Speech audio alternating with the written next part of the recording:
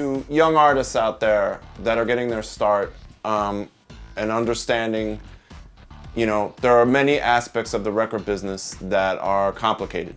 One thing I would ask that people look into is understanding how to start and run your own label, understanding the differences between publishing and your master recordings, because they are two separate things. We live in an interesting time. Technology is really your friend. Try to utilize it as much as possible, but understand that services like YouTube and services like Spotify, I think on the outside they kind of look like your friend, but understand that Spotify, for example, does not really pay songwriters anything. And regardless of what they say, on their board of directors are two high-ranking executives from Google. Google and Spotify want to keep everything free within music because they make the majority of their money from advertising. And that advertising is plunked on the freemium tier of both of their services. So when you subscribe and you don't get ads, well, they make your $9.99 a month, but what they don't make nearly as much as the advertising revenue.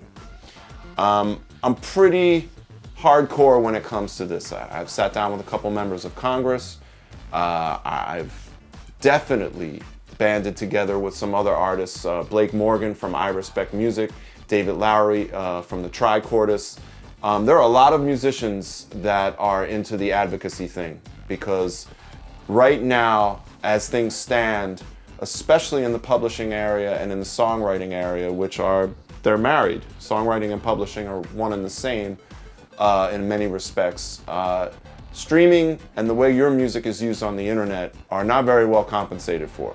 And you have to understand that these gadgets that you're looking at, these gadgets, they're filled with content that potentially you created, but the creators of the device are making by far the lion's share of those profits.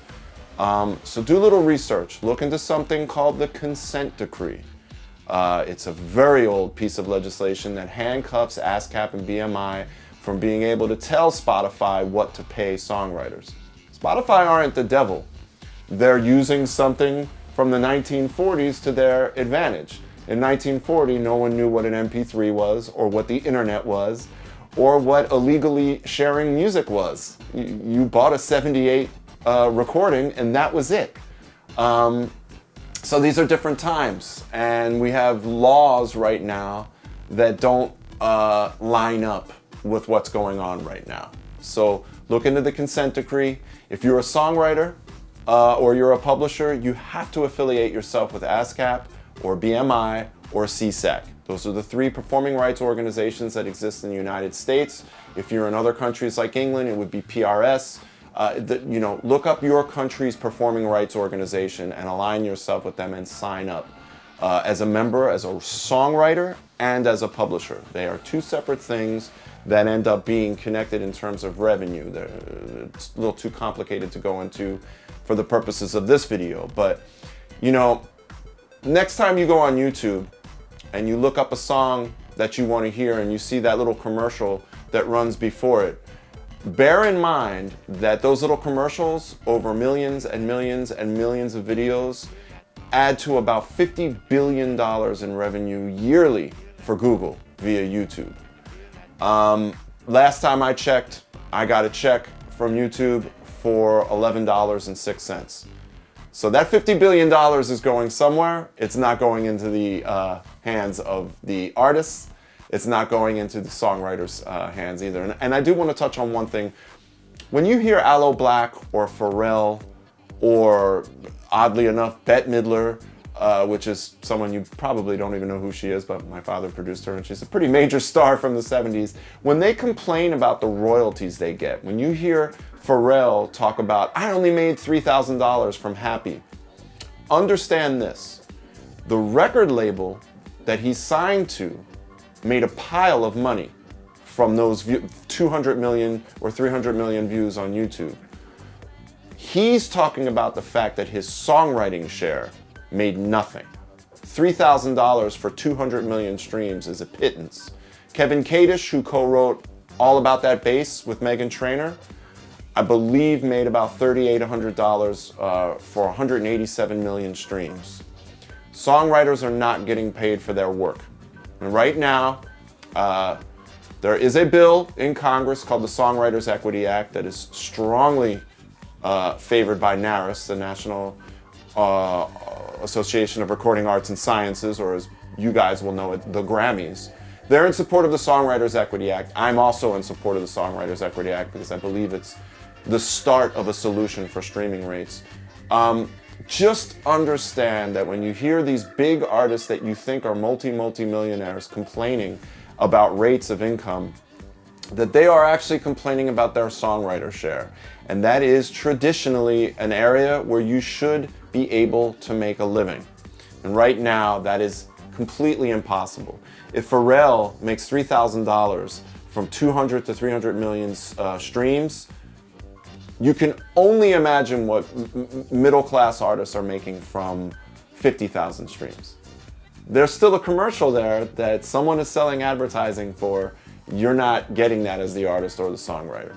There's just a lot of things. Tech is your friend up until a certain point. Always know that Google is just looking to know everything about what you're doing, what you're buying, and what you do for fun. You know, it's a little creepy. So look into some songwriters equity and think about what you're doing as an artist when you're uploading your music and agreeing to let YouTube use your music.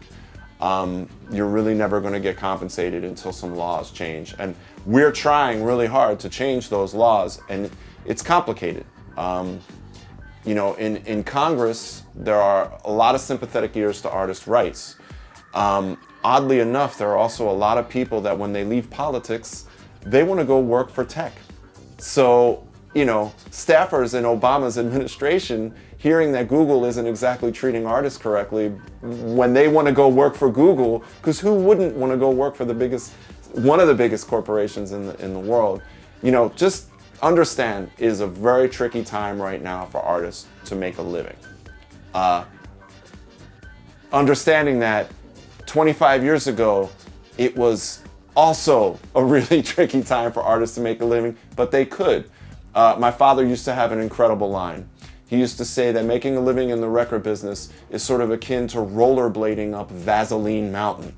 It's not easy, and only a few people really get to do it and do it successfully. But right now, the deck is kind of really stacked against us on a publishing and songwriting end on a level that I can't even, you know, really understand, honestly. So Spotify, Pandora, to a lesser extent Apple Music, because I think Apple's been far more transparent about what their goals are.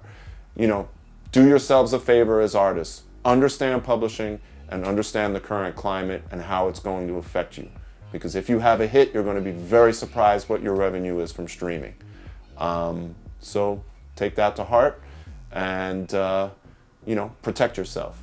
You know, sign your songs up through ASCAP. Make sure that there is a clear map to the fact that you are the owner of the song and that you own the copyright. Because honestly, when it starts getting disseminated throughout the world and uploaded to YouTube by some dude in Slovenia who didn't ask your permission, who puts an ad, you know, at the beginning of a song that you wrote and that you own, you can see how tricky things can get.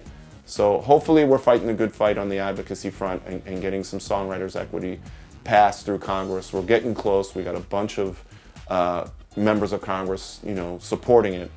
But the more artists that speak up and the more artists that understand what's going on, the quicker this stuff changes, period. If you're quiet, things like SOPA, which should have passed, don't get passed. And tech wins and art loses. So make sure you do some research and look things up and know what's going on. All right, good luck.